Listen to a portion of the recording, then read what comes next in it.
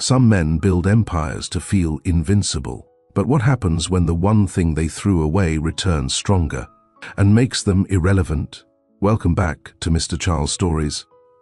If you've ever made a decision that haunted you quietly for years, this story might feel too close. If you've ever protected something when no one else believed in it, then this is for you. Like, comment, and subscribe if you believe some truths return when power fades. Now, let's begin. He didn't notice the smell of old books at first. Averin Cole had walked into countless buildings in Manhattan. Boardrooms, penthouses, restaurants where the wait list was 6 months long. But nothing about this dusty, tucked-in bookstore on the corner of 12th Street seemed special. Not until the woman behind the counter didn't look up. He expected a smile. Expected her to ask if he needed help. Expected her to be available. She wasn't. She had deep brown skin, wore thick-framed glasses, and moved a pencil between her fingers as she skimmed a page of poetry. "You always this quiet in business?" he asked. Aurelia Quinn looked up then, just briefly, and replied, "We're not in business. You're in my peace." Averin chuckled. Most women in the city were curious about his watch, his shoes, his last name, but she hadn't even asked his name. So he came back the next day. And the next. He wore pressed suits even on weekends. She wore oversized cardigans and left ink smudges on her hands from scribbling in journals. Averin was 27, already managing millions in other people's portfolios, already speaking like he owned the future. He didn't believe in poetry, or softness, or anything that couldn't be measured in gains. Aurelia. She found meaning in silence, in words that didn't sell, in the smell of pinewood shelves and second-hand covers. And somehow, they fell in sync. It started with him staying longer, pretending to browse, then staying past closing, then helping her restock the lowest shelves. She told him once, "I don't need saving," and he'd said, "Neither do I," but deep down, they were both lying. It lasted longer than anyone would have predicted. He never moved in, but he had a key.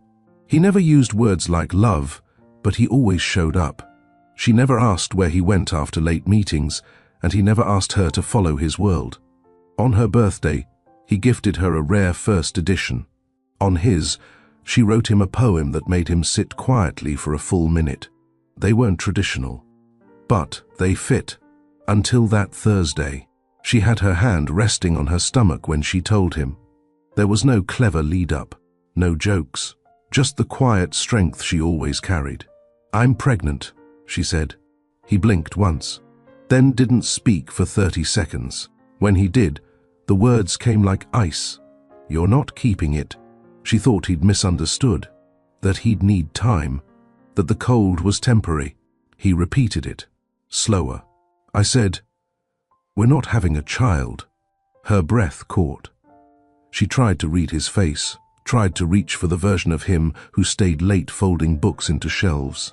But he was already gone, mentally. Averin stood up, went to his laptop, and pulled up a clinic's address. "I'll cover everything. I'll be outside. This isn't negotiable." The day of the appointment, it rained.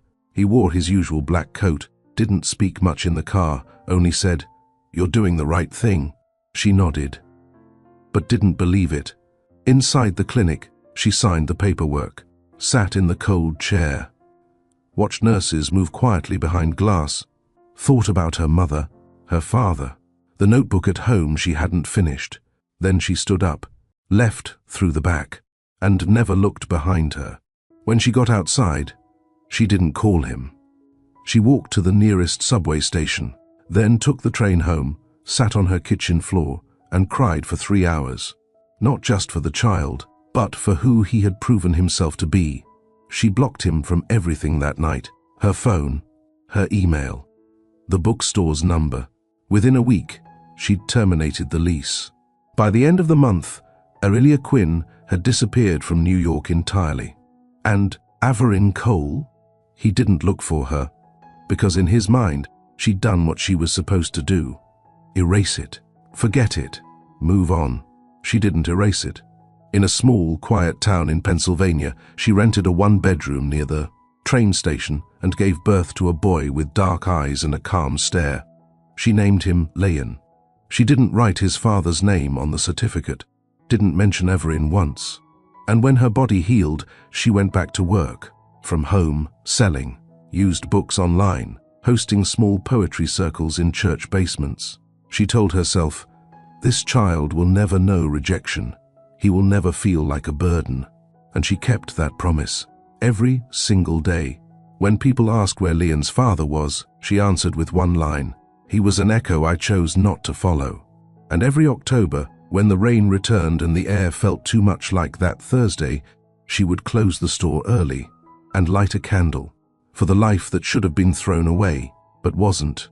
Have you ever been told to erase something you knew you were meant to protect? Have you ever walked away from someone who didn't see your value? Comment below. You never know who might need to read your story today. Like and subscribe if you believe legacy begins with one decision no one else sees. The town was quiet. That's what drew her in. There were no skyscrapers here, no banks with marble columns or doormen who knew your name before you said it. Just small houses with porches, a faded public library, and a thrift store run by a retired teacher named Mrs. Bell. Aurelia found a place behind a laundromat. The one-bedroom apartment was small, but it had a window that faced east. She liked waking up to light. After everything she'd left behind, that mattered. She didn't tell anyone from her old life where she'd gone. She deleted her Facebook, changed her number, started over. When Leon was born, she didn't cry. She held him close, whispered something only he would ever know, and promised he'd never be made to feel unwanted. He didn't carry his father's last name. He carried hers, Quinn. Aurelia worked quietly. During the day, she listed used books online. At night, she hosted poetry readings in the basement of a local church. People paid in $5 bills and smiles. Sometimes she'd bring Leon with her, wrapped in a blanket, sleeping in a basket next to the podium. He never cried during her readings. She used to joke he came into the world already listening. The town noticed how he watched everything, how he sat still, how he listened before speaking. At 5, he corrected a cashier's math. At 6, he asked a librarian if she believed in destiny. At 7, he built a small shelf for their living room using leftover wood scraps from a neighbor's shed. He never once asked about his father, but he noticed. He noticed how no one else ever came to pick him up from school. He noticed the way his mother paused when other kids mentioned their dads. He noticed how she always changed the subject when he asked where she lived before Pennsylvania. At 10, he said, "Mom, you tell stories for everyone except us." She kissed his forehead and said, "Ours isn't finished yet." That was her answer every time. At 13, Leon started keeping a notebook. He didn't write poems. He wrote observations. How money moved in town. How grocery prices shifted before elections. How gas stations raised prices before big holidays. How small businesses vanished after one chain store opened up nearby. He understood people, but more than that, he understood patterns. Aurelia found one of his pages once and stared at it for a long time. He'd written, "People mistake silence for weakness, but silence sees everything." She closed the notebook and locked herself in the bathroom for an hour.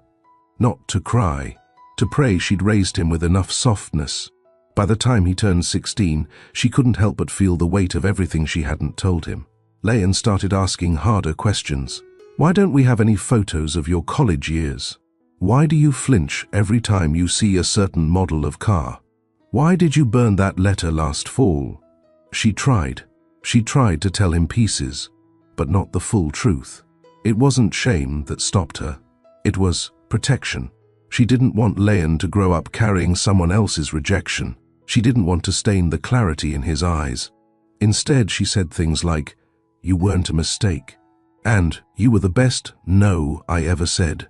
At graduation, Leon gave a speech. He didn't thank his absent father. He didn't pretend to be perfect. He said, "I come from silence, but it raised me to speak when it matters." A woman from the school board cried in the back row. Leon went to college on a scholarship, studied behavioral economics. His professors called him methodical, unshakable, brilliant. But when his startup professor asked about his family legacy, he paused. "I'm not continuing one," he said. "I'm correcting it." He didn't say his father's name, because he didn't know it. But somewhere, deep down, he had a sense. He once told Aurelia, "I don't think he's dead. I think he made a choice." She didn't deny it. She only said, "So did I." He never pressed her again. After college, Leon built Prexa in a borrowed garage space. It was quiet at first, unnoticed, until it wasn't. The algorithm was simple at its core. It monitored how media panic, government policy, and corporate behavior affected the emotional triggers behind consumer markets. Instead of tracking stocks through hard numbers, it tracked them through human fear. And it worked. Within a year, small investment firms using Prexa began outperforming long-standing Wall Street groups. Within 18 months, Prexa made its first major partnership. Then, the press came calling. Then, the investors. Then, the war. Not with guns, but with names. Leon Quinn's name started appearing on terminals in rooms where old money lived. People who had never once felt threatened by the rise of a new mind were suddenly paying attention. And so was Averin Cole. He was 50 now, still unmarried, still running Cole Holdings, a private equity empire with his name stamped on everything from banks to beverage conglomerates. He hadn't thought about Aurelia in years, not since he convinced himself she had gone through with the procedure, not since he told himself it was better that way. But when his assistant handed him a report on Prexa's disruptive model, something in the name caught his attention. L. Quinn. "Get me everything you can on him," he said.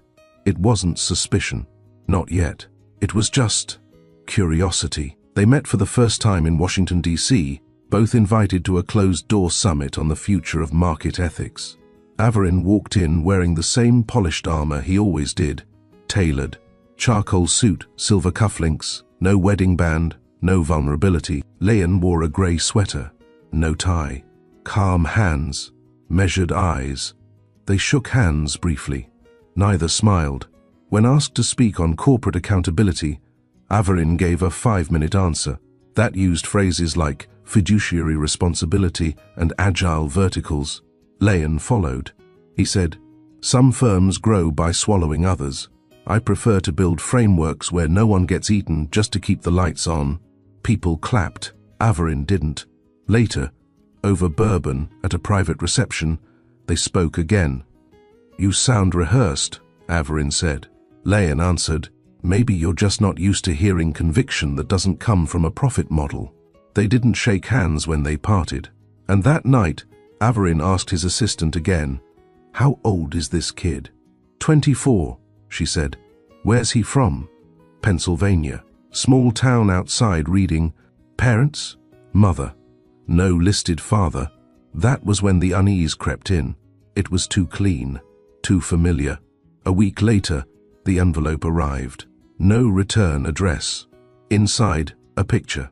Aurelia, older, still beautiful, standing in front of a bookstore. On the back, a birth certificate. No father listed. But the date of birth? 22 years ago. The same month, he waited in a car for someone who never came back. Initials on the envelope, LQ. He stared at it for over an hour, then sat down. No press release, no statement, no plan, just silence. For the first time in decades, Averin Cole didn't know what to do. And for the first time in his life, he couldn't buy back what he'd thrown away. The town didn't know Leon Quinn's name would one day shake entire markets. They just knew him as the quiet boy who didn't interrupt, didn't complain, and always asked good questions. At 15, he helped a bakery save their business by adjusting their pricing schedule to match local foot traffic. At 16, he built a predictive model to track seasonal shifts in book demand for his mother's online store. He didn't do it to impress anyone. He did it because he couldn't help seeing patterns. He understood systems. But what he didn't understand was why his mother always paused when someone asked about his father. Aurelia had an answer prepared. She always smiled and said, "He's not in our story, but we're writing a good one without him." And somehow, the way she said it made people stop asking. But Leon didn't stop wondering. He didn't ask directly. He'd learned early on that the subject made her shoulders tighten. Instead, he studied the silences. The way she froze if a certain news anchor came on screen. The way she once tore up a business magazine before he could see the name on the cover. It didn't make him bitter, but it made him focused. When it came time for college, he got in early to the top behavioral economics program on the East Coast. It wasn't the most prestigious school, but it was the one where the professors didn't just teach theory, they taught application. Leon liked that. He liked frameworks. He liked cause and effect. And he liked proving that soft beginnings didn't mean soft outcomes. While his classmates chased internships at major banks, he worked in the university's data lab, feeding real-world variables into models to test market instability caused by fear-based headlines. In his junior year, he quietly created an early version of an algorithm that tracked financial panic signals, shifts in media language, social trend volatility, and speech pattern changes from CEOs during earnings calls. It worked too well. His professor offered to co-publish a paper with him. Leon declined. He didn't want credit. He wanted independence. He graduated early. No fanfare. Moved into a friend's garage near the outskirts of Philadelphia.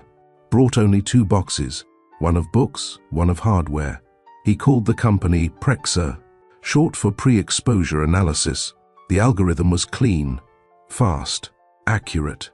It predicted public response before public behavior even occurred. In the first 3 months, he used it to help small local investors avoid major losses. In 6 months, 3 firms tried to buy him out. He said no. By the end of the first year, Prexa wasn't a side project anymore. It was a threat. Legacy firms, including Cole Holdings, were losing clients. It didn't happen in headlines. It happened quietly. Quiet was how Leon liked to move. Averin Cole hadn't noticed him yet. Not directly. He was too busy preparing to launch Cole's strategic ventures, a new arm meant to recapture younger markets. He didn't know that the competitor most affecting his bottom line wasn't a firm. It was a kid. The turning point came when Leon's quiet model began to outperform Cole's predictive division 5 quarters in a row. One of Cole's board members brought it up at a meeting. "There's a new behavior tracking firm based out of Philly. They're cutting into our forecasts." Averin didn't flinch. What's their model based on? Emotion triggers, human unpredictability. He scoffed. Emotion doesn't build empires. But he ordered a full competitor analysis anyway. The name came back, Prexa. Founder, Leon Quinn. 24. Pennsylvania-based.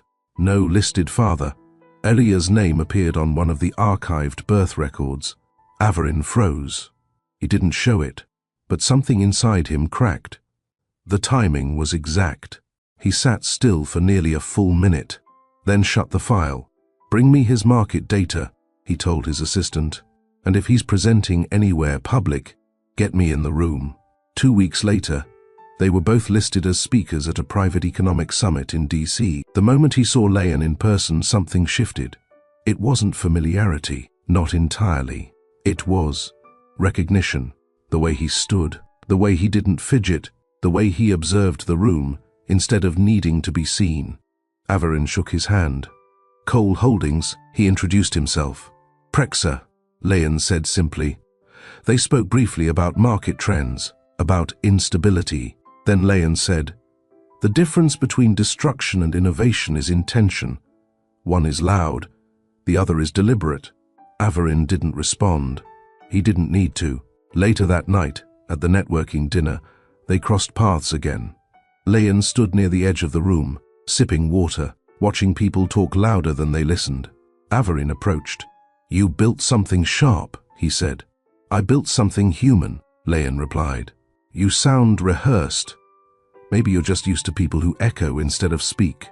It wasn't a fight, but it was a line in the sand. They didn't speak again that night. But as Averin sat in the back of his town car later, staring out at the DC skyline, he said 3 words he hadn't said in years. "Find his mother." The next day, an envelope appeared on his desk. Brown, no return address. Inside, a photo. Aurelia, older, beautiful in the same quiet way, standing in front of a modest bookstore. On the back, a copy of a birth certificate. Leon's, no father listed. But the birth date matched. So did the silence. Averin didn't go into meetings that day. He didn't return calls. He sat alone in his glass office on the top floor of Cole Holdings and let the truth press down on him. He had told her to erase it, to erase him. She hadn't, and now, that life, the one he ordered out of existence, had outbuilt him. He didn't cry, but he didn't move either.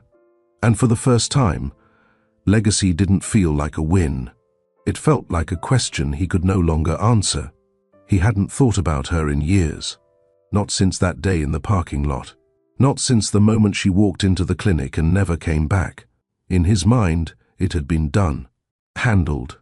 Controlled. Averin Cole was not a man who liked loose ends. He'd built his empire on clean lines, predictable margins, and decisions that didn't need reconsideration. Regret was for people who couldn't lead. But now, staring at Aurelia's photo again, everything felt unclean. He searched her face for answers, for something that would excuse what he'd done. All he found was dignity, and that hurt more than any accusation. She hadn't come after him, hadn't filed a claim, hadn't written an exposé. She'd lived a full life without him, and somehow that burned deeper than rage ever could. He wanted to see her, not to apologize. He didn't know how, but to confirm she was real, that the boy was real, that he hadn't imagined the weight pressing on his chest. He didn't go through his team, he flew himself. Private jet, no assistant, no driver, just the envelope in his jacket and a name in his mind he hadn't spoken aloud in over 2 decades. Aurelia. She hadn't moved far from where the birth records listed. A small Pennsylvania town, quiet roads, street lamps that buzzed when the wind hit wrong. He parked outside the bookstore. It was small, warm light inside, a bell on the door, wooden shelves hand-labeled with handwritten tags, the kind of place that shouldn't survive, but somehow did. She was behind the counter, older now, yes, but with the same stillness in her movements. She wasn't scanning emails, she wasn't rushed. She was reading, not out of boredom, but presence. He stood there, didn't speak. The bell hadn't rung yet. She hadn't looked up. He couldn't move. And then the door opened. It wasn't him who stepped in. It was Leon, carrying a box of donations. Local book drive, he said, setting the box on the counter. Aurelia looked up, smiled gently. You didn't have to come in person. I wanted to. Averin turned away before either of them saw him. He stood outside, behind the tinted glass of the car, watching a son speak softly to the mother who raised him. And for the first time in years, he didn't feel powerful. He felt late. Leon was calm, measured, observant. He didn't move like someone looking to impress. He moved like someone who had already made peace with who he was. Averin didn't enter the shop. He didn't say anything. He just drove back to the airport, and for the next 3 days, didn't speak to anyone. Then he called Leon, or rather, had his assistant send a request, not for a meeting, not for a partnership, for time, no agenda. The meeting was set in a neutral space, a private garden estate in upstate New York. No staff, no press, just 2 chairs under a pavilion. Averin arrived first. He was nervous, not visibly, but the kind of nervous that made him straighten his cufflinks 4 times, even though they weren't crooked. Leon arrived on time, alone. He wore a navy jacket, hands in his pockets, expression unreadable. They sat, long silence. Averin spoke first. I made the biggest mistake of my life 22 years ago. Leon said nothing. Averin exhaled. I didn't come here to explain it. I came here because I'm tired of lying to myself. Leon looked at him, still calm, still unreadable. You had every advantage, he said quietly, and still chose the one thing a child can't undo, being unwanted. Averin nodded. He didn't argue. I want to know you, Averin said. I'm not interested in being a son you suddenly remember. I understand. Another pause. Leon shifted slightly. But I might be open to something else. Averin waited. I don't want your name. I don't want your business. I don't want a photo for headlines. Leon's voice stayed level. But I believe some cycles need to end. And if you're here because you're done pretending power makes you whole, maybe we can build something that doesn't come from your guilt. Averin didn't breathe for a second, then said, I don't want to control anything. I just want to witness something good, even if it's not mine. Leon stood. That's a start. He didn't offer a hug, didn't promise anything. He simply walked away. Averin sat alone for a long time afterward, not defeated, just real. When he returned to the city, he resigned from 2 corporate boards. No press release, no announcement, just gone. He transferred $70 million into a trust, entirely under Leon's name. He didn't attach a message. He started reading more, not headlines, books. And one night, he found himself in an independent bookstore, holding a volume of poetry. Aurelia's name was on the dedication page. He didn't open it. He bought it, and read every page in silence. When Averin Cole was 27, he walked into a room, and people stopped talking. By 35, he could clear a table with a sentence. By 40, entire boards shifted direction if he blinked. They didn't call him CEO. They called him executioner, because he didn't play games. He closed them. Cold, brilliant, unshakable. That was the image he cultivated, and it worked. He took on family-owned companies and turned them into public machines. Legacy was something he bought, not something he built. He had rules, no personal attachments, no risks without control, no second chances, and most of all, no distractions. His team once joked that he had more NDAs signed than holiday cards sent. He smiled at that, because it was true. He didn't believe in nostalgia. He believed in numbers. He didn't go to weddings. He didn't go to funerals. Not even when his father passed. He wired money to cover the costs, then returned to his next acquisition meeting. Everything could be solved with precision, until it couldn't. Until a photo of a woman standing in front of a bookstore disrupted 22 years of perfect arithmetic. Until a name with 2 letters, LQ, kept showing up in reports his analysts couldn't explain. Leon Quinn wasn't a tech star with a flashy startup. He didn't party with influencers. He didn't launch on hype. He built quietly, and that made him dangerous. Averin knew threats. He respected them. He'd spent his life outpacing every competitor.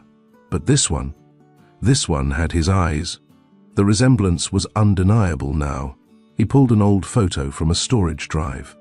Aurelia, in college, back when she still wore loose cardigans and tied her hair in knots without looking in the mirror. Back when she'd read him poems not because he asked, but because she believed someone should. He used to sit on the floor of that bookstore like it was a safe house from the world. He had forgotten that version of himself, or buried it, until now. He clicked back to Leon's summit video, paused it mid-sentence, the way he held his hands while speaking, the tilt of his chin, the quiet confidence. It wasn't mimicry, it was blood. Averin pushed away from his desk and paced his office. He didn't want a child. He never had. But he had one now. And that fact was undoing him in ways quarterly losses never had. He stood at the window, 50 floors up, glass shining back his own reflection. He didn't look like a man with regrets. He looked like someone trying not to admit them. At that same hour, across the city, Prex's headquarters was buzzing with subdued activity. Not chaos. Calm. That was how Leon ran things. No long desks, no shouting, no fake smiles. His team met twice a week for quiet strategy sessions. Every hire passed not just skill tests but value alignment. No ego, no shortcuts. His CTO once said, "Working here feels like therapy that pays." Leon didn't build to impress. He built to restore. Because growing up, he'd watched his mother rebuild herself from ashes. And he decided young, he would never burn people just to rise higher. One of his team leads brought him a report that day. Averin Cole had pulled out of 2 major partnerships, walked away from leadership in a firm he'd chaired for over a decade. No reason given, no press statement. "Something's going on," the lead said. Leon didn't answer, but he already knew. The meeting in the garden had shifted something, not dramatically, not all at once, but in the way slow earthquakes move, undetected until the ground splits. Leon hadn't called him again. He didn't need to. His message was clear. He wasn't looking for a father. He was building a future. And Averin could either respect the boundary or repeat his mistakes. Averin didn't show up at the office for 3 days, not in person. His assistant said he was working remotely. The truth was, he wasn't working at all. He was reading. He started with one of Aria's published poetry collections. He didn't expect to like it, but something about the way her lines moved, soft, sharp, honest, unraveled him. She'd written about everything: the bookstore, the silence, the child. One poem was called "The Back Exit." It ended with the line, "He waited in the car. I walked out the other door and into my own life." He read that one twice, then again, and when he looked in the mirror later, he didn't see the executioner anymore. He saw a man who had traded connection for empire and lost both. The next time Leon saw Averin wasn't planned. It was at an economic roundtable in Chicago, a private event, high level, invite only. Leon had initially declined the invitation. He didn't enjoy the performance of power, the way men wore suits like armor and circled the room like they were bidding on territory. But the topic this time was different: legacy economics. And Leon cared about that, not just in theory, in practice. He'd spent years watching corporations destroy families just to meet margins. He'd seen policies gut communities. He wanted to shift that conversation, even if the room didn't want to hear it. When he arrived, Averin was already seated, front row, arms crossed, watching. There were no greetings, no nods, but their eyes met. And Leon held the look long enough to make it clear he wasn't afraid of him. The panel opened with questions about wealth succession and generational planning. Averin spoke first. "The danger," he said, "is building legacies around emotion. Sentiment doesn't preserve equity." He got polite applause. Leon leaned forward. He didn't rebut directly. He didn't mention Averin's name. But he said this: legacy isn't preserved by control. It's preserved by clarity. When a system values people more than optics, it becomes something that can survive past a single name. Silence. Then, a slow ripple of agreement. Averin didn't flinch, but his knuckles were tight. After the session, he waited. He didn't know if Leon would speak to him. He didn't expect anything. But Leon approached. Not fast, not loud, just calm. "Do you want to talk?" Leon asked. "Or do you want to defend?" Averin looked down for a moment, then back up. "Talk." They found a corner of the event hall where no one hovered. Averin spoke first. "I read your mother's poems." Leon's jaw tightened, but he said nothing. "She wrote like she saw through people." "She did," Leon said. "I never saw it then." "You didn't try." Averin nodded. He didn't argue. "I didn't know how to stay," he said, "so I controlled what I could. You tried to erase what scared you." "I did." More silence. Averin reached into his coat and handed over something. A check, $70 million, made out to Prexa's non-profit arm. No strings, no expectation, no signature on the memo line. Leon didn't take it. He stared at it for a few seconds. "Is this guilt or belief?" "It's both," Averin said. "I don't need your money." "I know." "Then why send it?" "Because I want to put something good in your hands before I'm too far gone to matter." Leon looked up. His eyes were steady, not angry, not moved.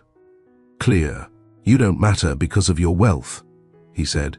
"You matter because you existed in a story I didn't ask to be written, and I've had to edit every chapter myself." Averin swallowed. "I can't ask you to forgive me. You're not. I just want to be part of whatever's still possible." Leon didn't respond right away. Then finally, stay out of the spotlight. Support quietly. No headlines, no handshakes, no pretending we're something we're not. Avery nodded. I'll wire it tonight. Leon didn't thank him. He didn't shake his hand. He simply said, that's a start, then walked away. Averin watched him go, and for once, he didn't feel the need to follow. He went back to his suite, removed his cufflinks, unbuttoned his collar, sat on the bed and opened his phone. He had the entire collection of Aria's poems saved now. He read one, out loud, to himself. The last line said, some men build walls so high they forget the sound of a knock. He closed the book, then left the door to his suite open for the first time in years. Not for company, just to remember what it meant not to shut everything out. Leon didn't mention the donation, not to his team, not to the board, not even to his mother. It was wired, logged, and folded into a new scholarship program under Prexa's public education initiative. Averin's name wasn't attached to anything. That was the condition. No naming rights, no press. It would go toward training young economists from underserved communities. Kids like him. Kids who grew up watching their neighborhoods get torn down by developments they'd never afford to walk through. When his CFO asked where the funding came from, Leon simply said, a delayed investment. The team moved forward. Prexa had entered a new phase, one where growth no longer meant expansion, but influence. They weren't trying to be the biggest, they were trying to be the most trusted. Leon built new partnerships with community banks, rolled out a beta platform for local entrepreneurs, developed a consumer-facing version of their AI to help single parents manage finances based on real-life spending stresses. He didn't do it for applause. He did it because he could, and because his mother never had that kind of help when she needed it most. He still hadn't told her about Averin. Not fully, but she felt it. One night, she looked across the dinner table and said, your hands have been steadier lately. He nodded. I think the silence is shifting. Aurelia didn't press. She never did, but she watched him carefully, the way she always had. And that night, she went to her bookshelf and pulled down an old leather journal. It had her name on the inside cover and a poem dated the week she found out she was pregnant. She placed it on his nightstand, didn't say a word. He read it at 2 a.m. The opening line, some lives begin in rejection and bloom in defiance. He didn't sleep after that. But he didn't need to. The next morning, he went to the office early and started drafting a plan he hadn't spoken aloud yet. It wasn't for Prexa, it was for her. Back in the city, Averin was different, not outwardly. He still dressed the same, still moved with precision, still entered boardrooms with presence, but something inside had softened, not weak. Clear. He listened more. He asked quieter questions. He stopped giving public opinions on morality in business. When asked to comment on a competitor's ethics, he said, sometimes, the best thing you can do with power is pause before you use it. His legal team thought he was sick. His PR team thought he was being strategic, but none of them really understood what had shifted. He didn't explain. He didn't owe them that. Instead, he declined 2 interviews, donated to a school his company once outbid for land, and started walking more. No driver, no entourage, just his hands in his pockets, watching a city he once believed he controlled move without his permission. One day, he ended up outside a church bookstore. It looked familiar. He stepped inside. The shelves were crooked. The lighting was soft. Gospel music played low from an old speaker in the corner. He picked up a copy of Stillness Isn't Silence, Aurelia's 3rd collection. Inside the front flap was a small handwritten card. All proceeds go to the Quinn Initiative, helping quiet minds become loud change. He stared at that card for a long time, then bought 5 copies. He left cash in the tray and didn't wait for change. Across the city, Leon was sitting in a different bookstore, his mother's. He was sketching blueprints for renovations. She didn't ask for them, but he'd been thinking about it since he was a child. The shelves needed reinforcement. The wiring needed updating. The back room had enough space for a small studio, a quiet space where she could write without interruption. She walked in mid-sketch. "What are you drawing?" "A better way for this place to hold what you've built." She smiled, then sat beside him. He didn't tell her about Averin, not yet. But he said this: "Sometimes people think legacies are inherited, but the strongest ones are started by someone who had nothing and protected everything." She looked at him, touched his shoulder. "I know," she said. "I raised one." Averin didn't reach out again.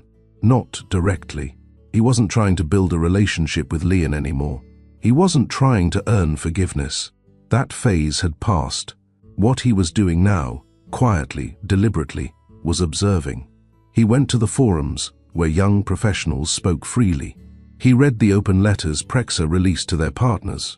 He followed their code releases, their ethics updates, their statements on wage transparency. He wasn't looking for flaws. He was looking for what he never understood before.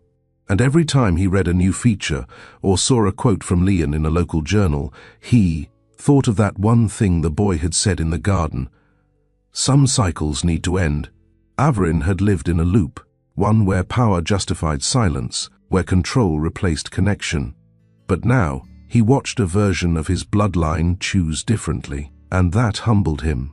He sold off his remaining shares in 2 companies that profited from foreclosure debt. When his advisor questioned him, Averin said, "Some money takes too much to keep." That same week, Leon launched the pilot version of Prexa's Community Wealth Lab, a system designed to help working-class families crowdsource investments into local projects, bypassing corporate middlemen entirely. He didn't advertise it, but the communities noticed. In one town, a long-abandoned rec center reopened after a group of single mothers used the model to pool their tax returns and crowdfund repairs. In another, a school district used Prexa's planning tool to track student food insecurity trends and caught a supply issue before it became a crisis. Aurelia watched all of it unfold from her bookstore. She still hosted poetry nights every month, still donated 20% of her earnings to single mothers, still wrote every morning at 6 a.m. before the world asked anything of her. One Thursday afternoon, she walked into the shop and found an envelope taped to the back counter. No stamp, no signature, just her name. Inside, a check, anonymous, $500,000. The memo line read, "For the door you walked through, and for the life you saved by not listening to me." She sat down, held the note in her lap, and for the first time in years, let herself cry. Not because it hurt, but because something had come full circle, without being loud, without spectacle. Just quietly, with care. Later that night, she didn't ask Leon where it came from. She just made his favorite stew, lit the candle in the kitchen, and when he asked why, she said, "Sometimes peace arrives quietly. I think it finally knocked today." Across the city, Averin sat in a small public library branch. He didn't speak to anyone. He didn't open his phone. He just sat between 2 shelves, reading a book with a blue cloth cover and a bent spine. The book wasn't about money. It wasn't about business. It was about fatherhood.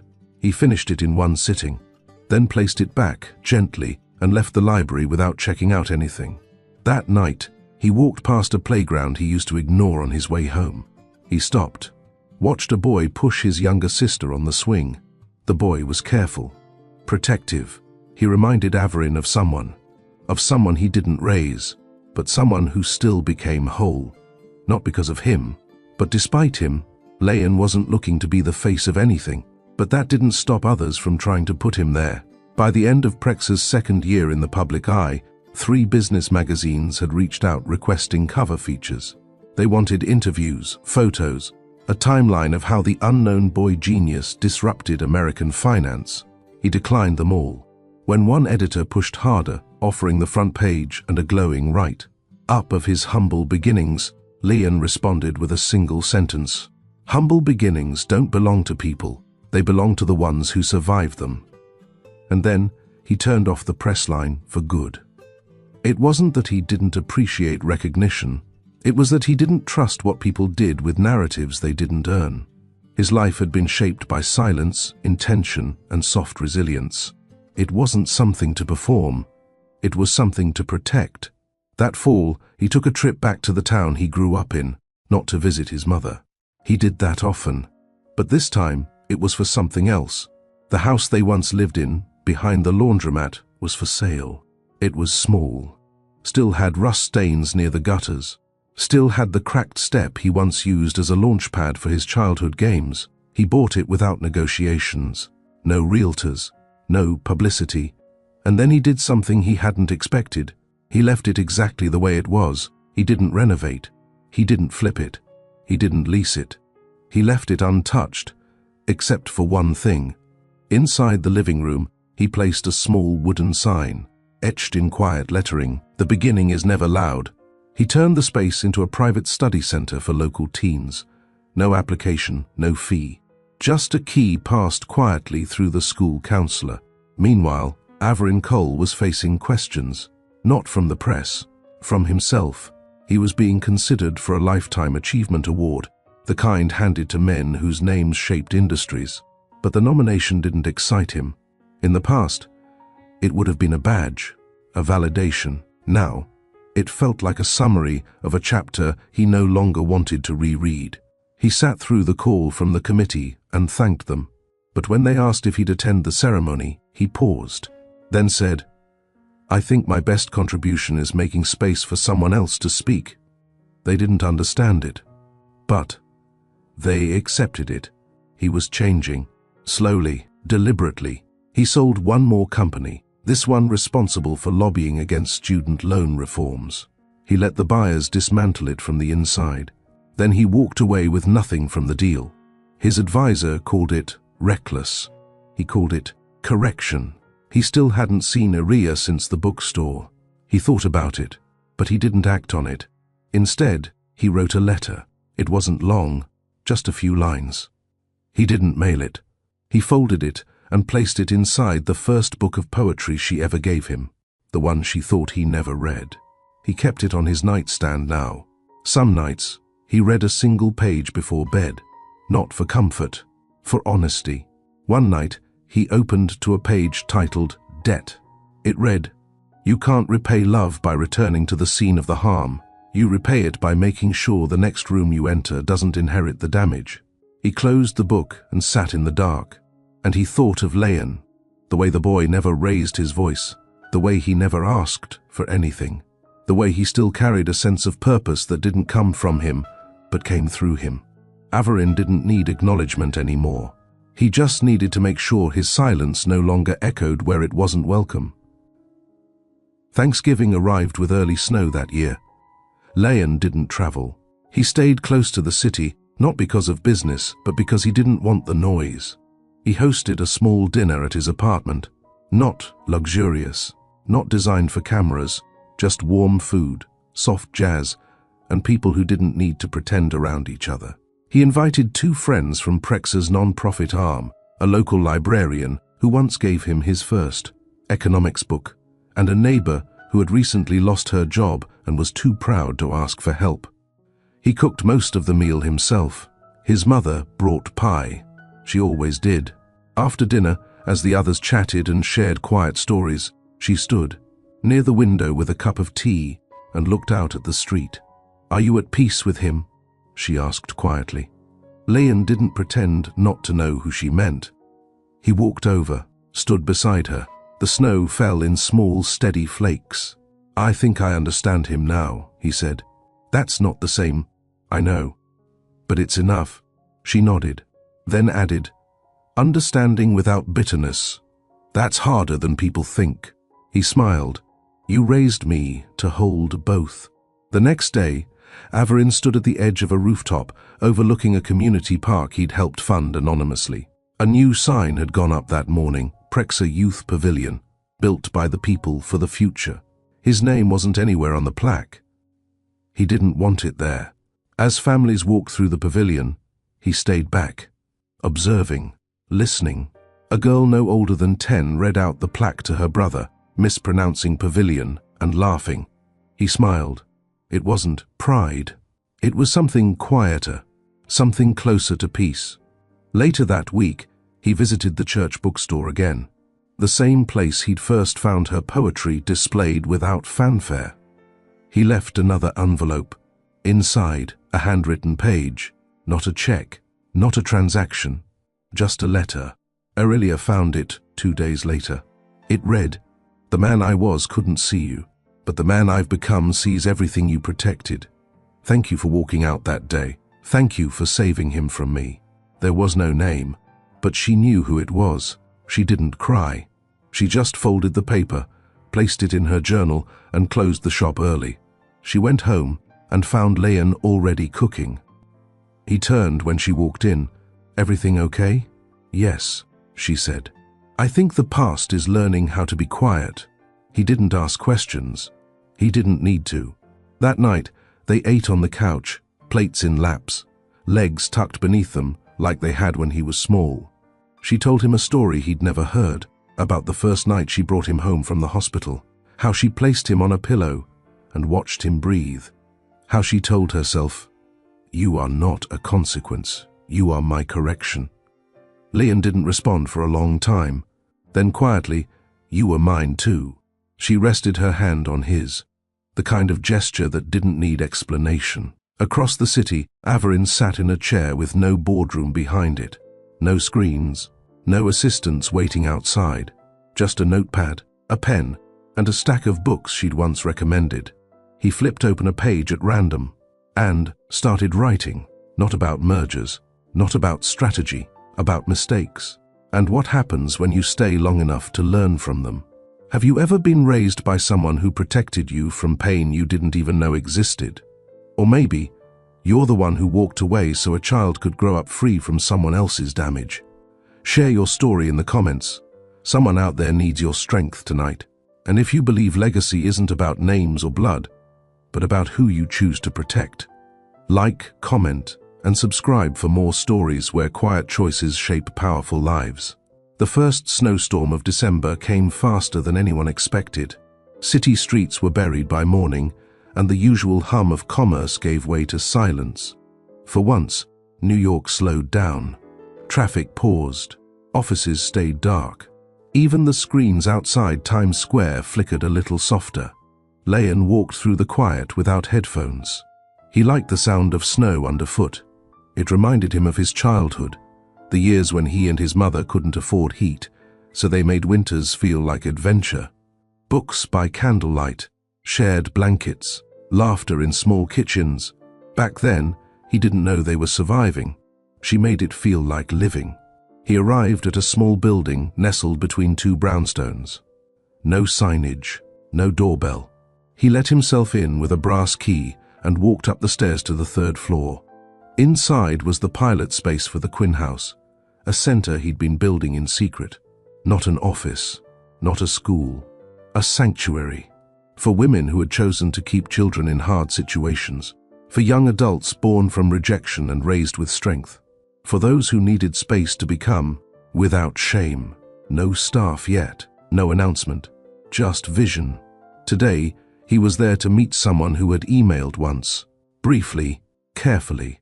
The message had read, "If this place is what I think it is, I'd like to offer something." Quietly, no name, just initials, AC. He didn't ask his assistant to screen it. He knew who it was. Averin arrived late, not out of disrespect, out of hesitation. He stepped inside the building in dark clothes, no coat, no driver waiting outside. He looked older in the snowlight, not weaker, just less armored. Leon didn't stand when he entered. He stayed seated at the table. Averin walked over and placed something on the wood, a folder, thick, tied with string. "What is it?" Leon asked. "My last holdings." "You're giving them up?" "I'm giving them to someone who won't repeat what I did with them." Leon didn't reach for the folder yet. He asked, "Why now?" Averin exhaled, looked around the room. "This place," he said.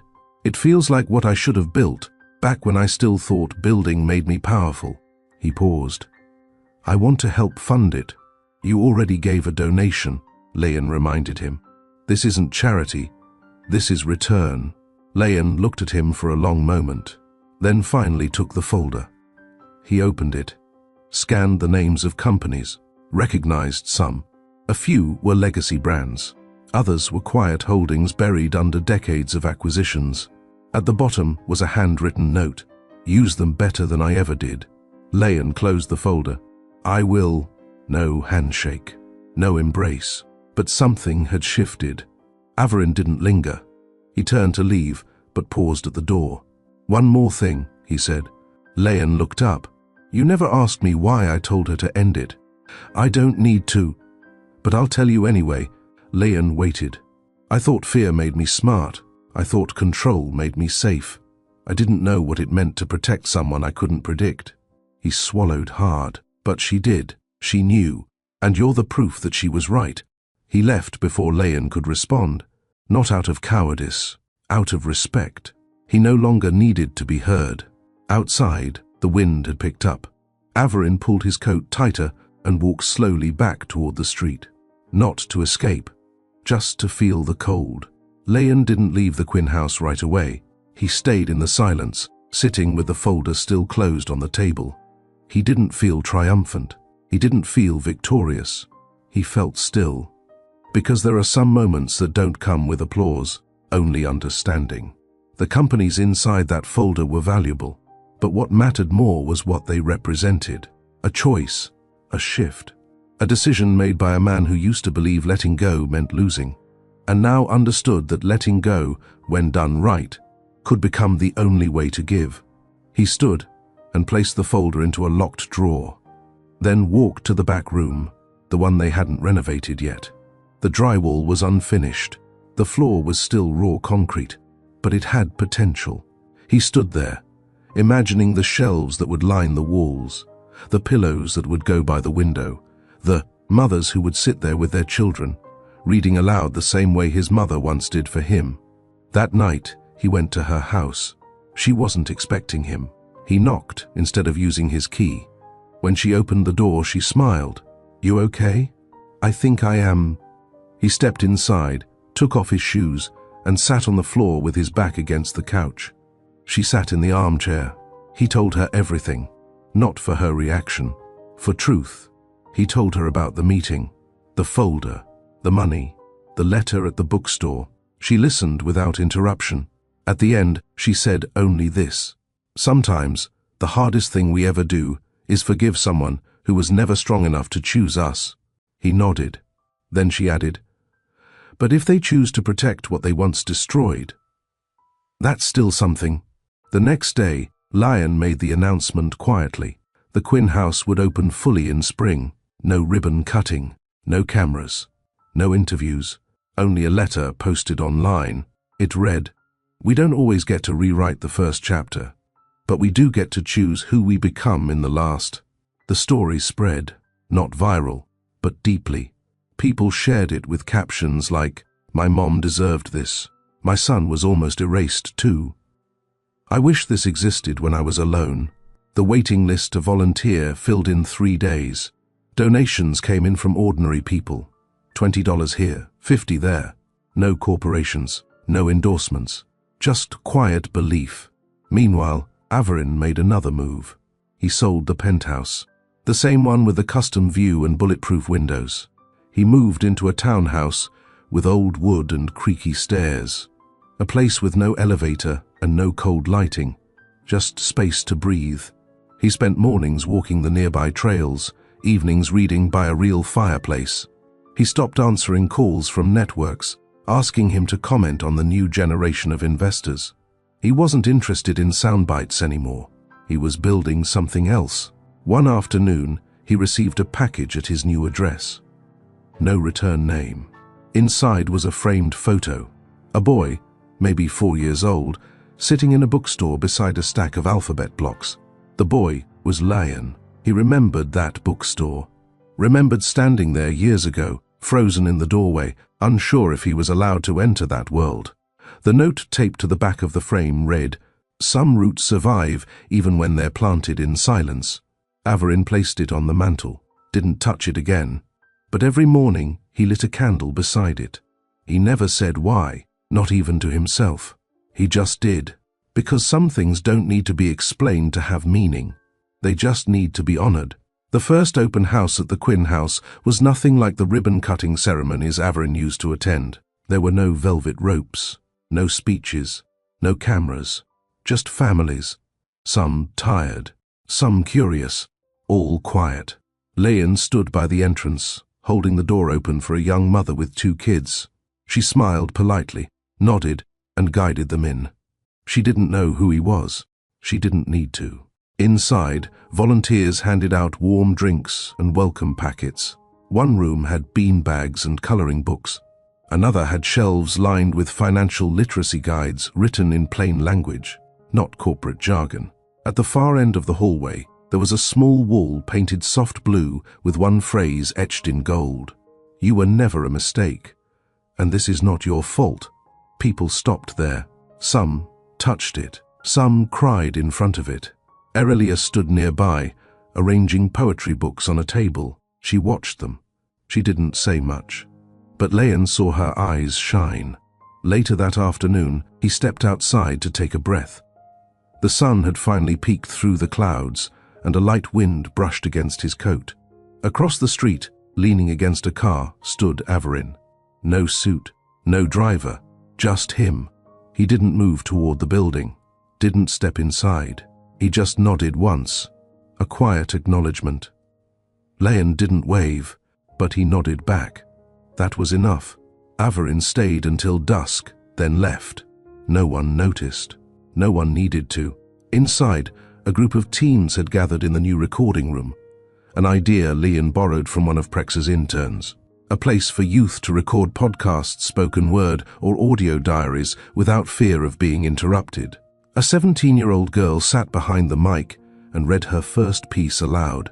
It was called, "My Mother Gave Me More Than Blood." Aurelia heard it from the hallway. She didn't interrupt. She stood still, then walked outside where Leyen stood in the chill. "You think this will last?" she asked. "I think if we keep showing up," he said, "it won't need to be loud to matter." She slipped her arm through his. They watched the lights inside flicker on one by one as night crept in. Miles away, Averin sat in his kitchen, stirring tea. He didn't read the paper, didn't check market updates. He just sat, still in his coat, and whispered, "Thank you," to no one in particular, to everyone who had kept going when he didn't. The next morning, the sun rose slow over the city. Not dramatic, but calm. Inside the Quinn house, Leyen arrived early, before the staff. He unlocked the front door, flicked on the hallway lights, and walked into the empty main room. There was a quiet stillness he loved before the day began. He liked seeing the space untouched, chairs still pushed in, walls still full of yesterday's words. It reminded him of what it took to build something sacred. He sat by the front desk and opened a notebook. This one wasn't for numbers. It was for names, not of donors, not of companies, of people. Single mothers who had applied for mentorship, fathers who'd shown up to parenting workshops, young adults who sat in the back during seminars but never missed one. He listed them, one by one, not for credit, for memory. Outside, Aurelia walked through the front gate with a brown paper bag. She always brought something. Today, it was homemade bread. She set it in the break room without a word, then joined her son in the main hall. He looked up. "You don't have to keep cooking, you know." "I don't have to," she said. "I want to." They sat side by side, no rush to fill the air. Finally, she asked, "Have you heard from him?" "Not directly," Leyen said. "Would you want to?" He thought about it, then answered carefully. "I don't think it's about wanting anymore. I think it's about making sure he doesn't disappear into silence again." Aurelia nodded. "Some people need to sit with what they lost, even if they're still alive." "He is," Leyen said. She glanced at him. "Are you talking about him? Or yourself?" He didn't answer. Not because he was hiding, because she already knew. A few days later, Averin sat across from a small group of young professionals at a community roundtable. Not as a speaker, as a listener. He hadn't signed up. He just showed up. The room was open to the public, a policy Leyen insisted on for every event associated with Prexa.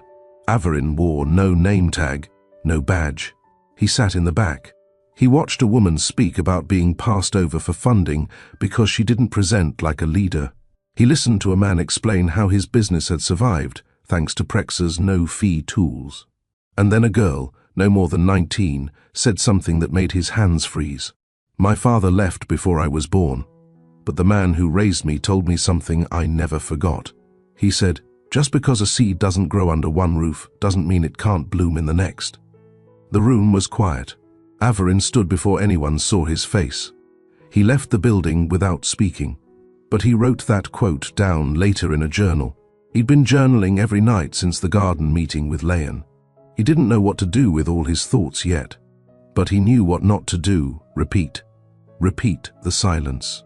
Repeat the damage. Repeat the vanishing. One evening, a courier arrived at the Quinn house with a small package. No name, no sender. Inside was a first edition poetry book, rare, clean, preserved. On the inside cover, in black ink, some stories return not to be retold, but to be completed. Leon read it alone, then placed it in the front lobby bookshelf. No plaque, no signature, but he wrote one word on the spine in small lettering, returned. The next morning, a young woman picked it up and read from it to her son while waiting for a session. He listened, not because she told him to, but because she made the words feel safe. It wasn't until Leon walked into the old university hall that he realized how much time had passed. The paint was still chipped near the east stairwell. The bulletin board near the lecture hall still held 3-month-old flyers. Even the vending machine hadn't changed, still humming, still jammed on the second row. He stood there for a moment longer than necessary, remembering. This was the place where his ideas first took root, where his professor once told him, "You're not building software, you're building a compass. Make sure it doesn't point only at profit." That man had passed the year before. Leon had quietly funded a scholarship in his name. No media, no interviews. Just a thank you card sent to the professor's widow with one sentence inside, "He gave me the questions I needed." Today, he was back on campus not to teach, but to listen. Prexa had partnered with the university to host an off-record roundtable between student leaders, educators, and community organizers. The goal was to understand how economic language could shift toward healing instead of fear. That mattered to Leon because he knew what fear did. He saw it when his mother had to make rent while pregnant. He felt it when she stopped using the heater in winter to avoid the electric bill rising. He carried it for years until he learned how to repurpose it. The meeting room had about 15 people. No suits, no note-takers, just lived experience. A girl with short braids spoke first. She said, "When you tell people they're not worth investing in, they start believing it. And then they stop building. And then you call it laziness." Leon nodded. Another student added, "We don't need more tools. We need trust." A professor pushed back gently. "But how do you earn trust without regulation?" Leon responded without raising his voice. "You earn it by letting people see the process, not just the outcome." At the end of the session, they didn't clap. They stood in a circle and shared one word each about what they hoped to see in the future.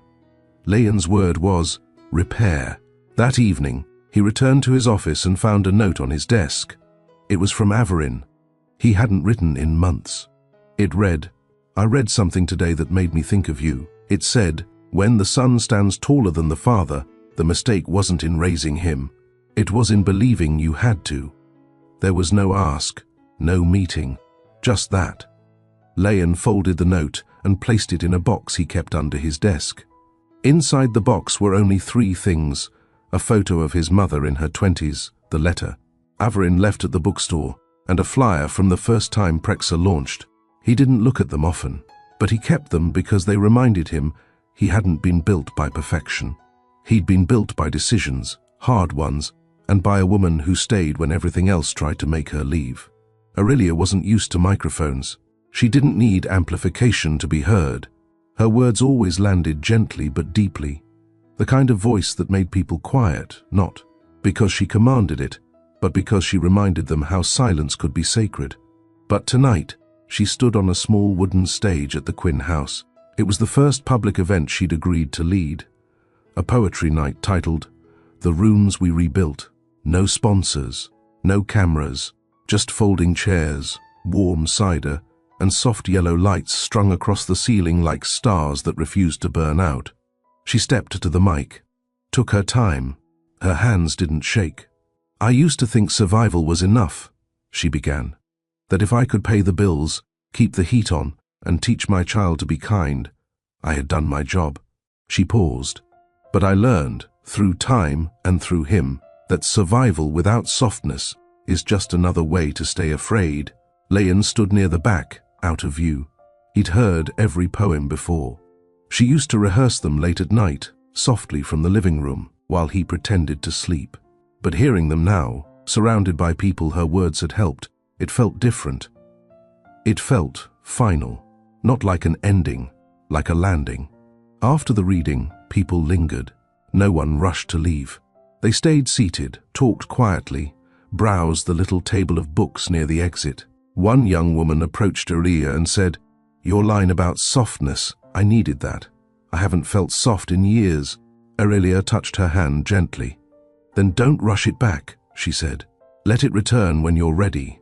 Outside, the sky had turned a deep navy. Streetlights hummed. The wind was low. A black car sat parked across the street. Inside was Averin. He hadn't planned to come. He hadn't planned to watch from a distance. But when he'd read about the poetry night in the email newsletter, a small one that went out to subscribers of the Quinn house, he opened the calendar and cleared everything else.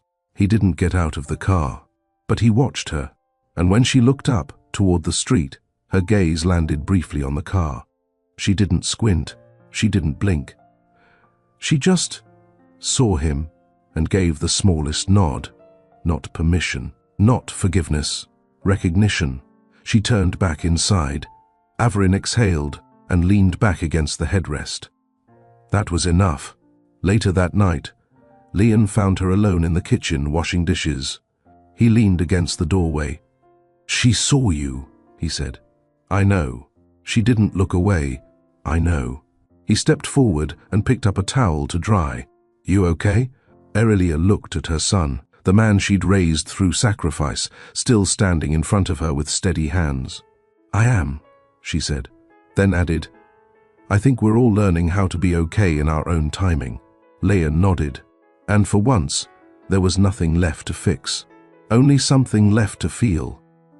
Leon hadn't planned to speak at the Ethics Summit. He was originally invited as a guest, quiet presence, behind the scenes, contributor, someone the others could mention but not expect to hear from.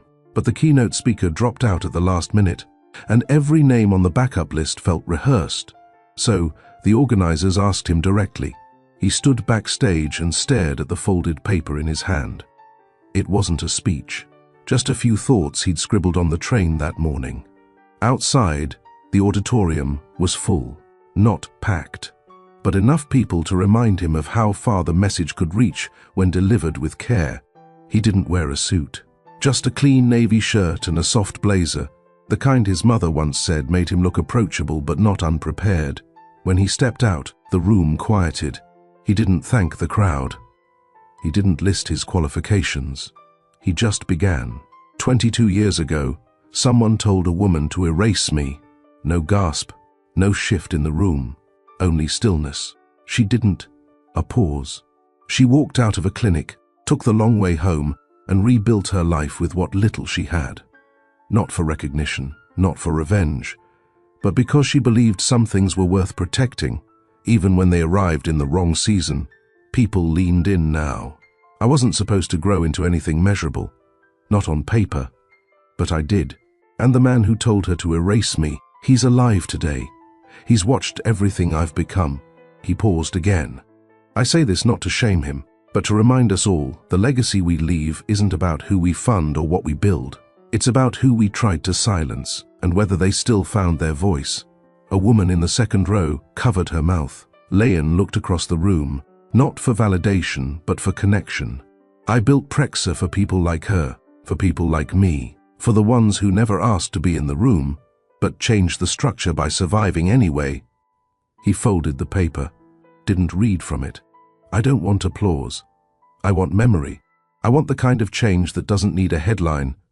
Then he stepped down and sat back in the crowd. No spotlight followed him. It didn't need to, because the story had already done what it came to do. Outside the auditorium, Averin waited in the hallway. He didn't go in, but he heard everything from the monitors in the green room. When Leon passed him, they didn't speak at first. Then Averin said quietly, "I didn't know how much I needed to hear that." Leon looked at him, not cold, not warm, just steady. "You weren't supposed to hear it, but you were meant to." Averin nodded and said nothing more. The summit ended quietly. No press line, no standing ovation. But afterward, something different happened. People lingered, not to pitch business ideas or exchange cards, but to stand in small groups, repeating Leon's words to each other. One woman, maybe in her 50s, whispered to a colleague. He said she walked out. "I've never heard that part of the story honored before." Someone else added, "He didn't shame the man. He just refused to erase the cost." Leon didn't stay long. He never did. He left through the back, coat folded over his arm, and took a car to a small cafe 3 blocks away from his childhood home. The cafe owner was a friend of his mother's, a man who used to trade extra pastries for help with spreadsheets. Leon sat near the window, ordered tea, and opened a notebook. Not for business, just to write. Across the city, Elia found a letter on her front porch. No envelope, just folded paper weighed down by a copy of her first published collection. She knew the handwriting. Inside it read, "Thank you for choosing silence that protected, not punished, for walking out when I waited in ignorance, and for raising a man who rewrote what I destroyed." She read it once, then burned it in the fireplace.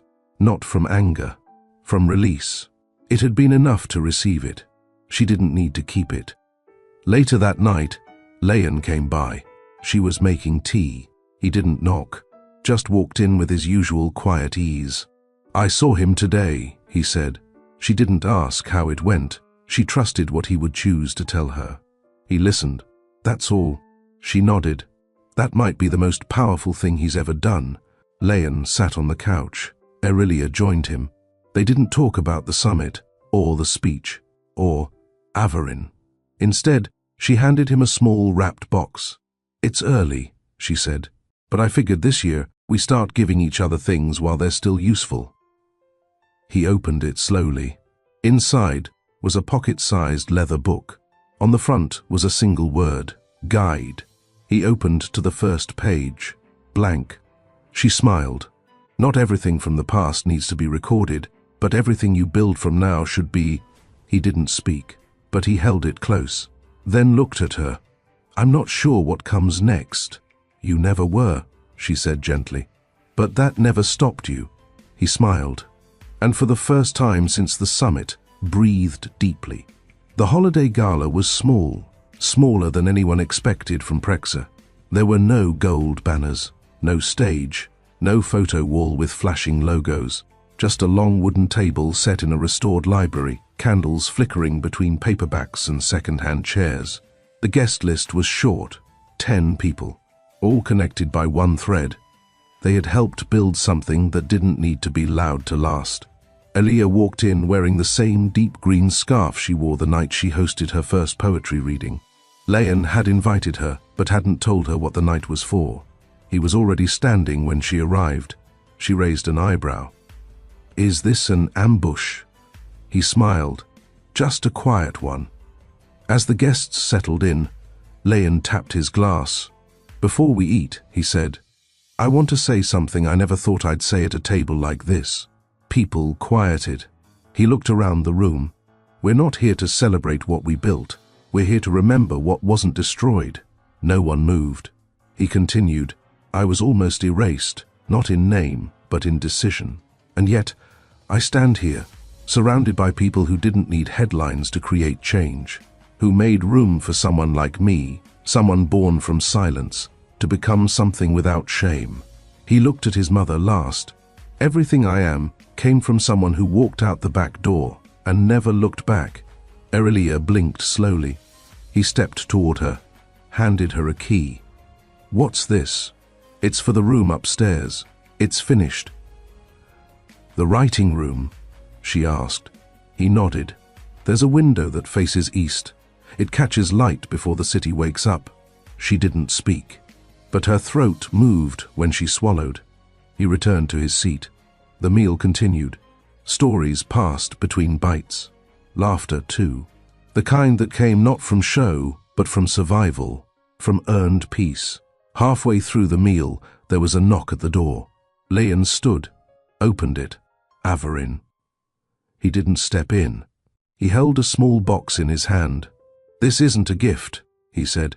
It's just something I should have given you years ago. Leon looked down at the box, then back up. He didn't invite him inside, but he didn't shut the door either. He reached out, took the box, and nodded once. Averin looked past him, saw the table, saw Aurelia. Their eyes met. She didn't smile, but she didn't turn away. That was enough. He walked off into the night. Leon returned to his seat, placed the box beside his plate, and didn't open it yet. He looked at the people gathered and said, "Legacy isn't what they write about you when you're gone. It's who stays when you've told the truth." Later that night, when the guests had gone and the candles had burned low, Leon sat alone in the writing room upstairs. The box from Averin rested on the desk. He hadn't opened it during dinner, not because he feared what was inside, but because he wanted to open it without noise, without eyes watching for a reaction. Just him and the truth. He unlatched the lid slowly. Inside was a small bundle of papers, a printed ultrasound, a faded receipt from a clinic dated 22 years ago, a torn page from a journal, Aurelia's handwriting, the same entry she'd once ripped from her notebook the night she left. But what stopped him was the final item, a photo of him, not as a baby, as a boy, 7 years old, standing next to a library table, one hand on a stack of books, the other reaching for another. Leon frowned. He didn't remember the photo ever being taken. On the back was Averin's handwriting. He looked for knowledge before he looked for my name. That's how I knew I'd lost the right to shape him.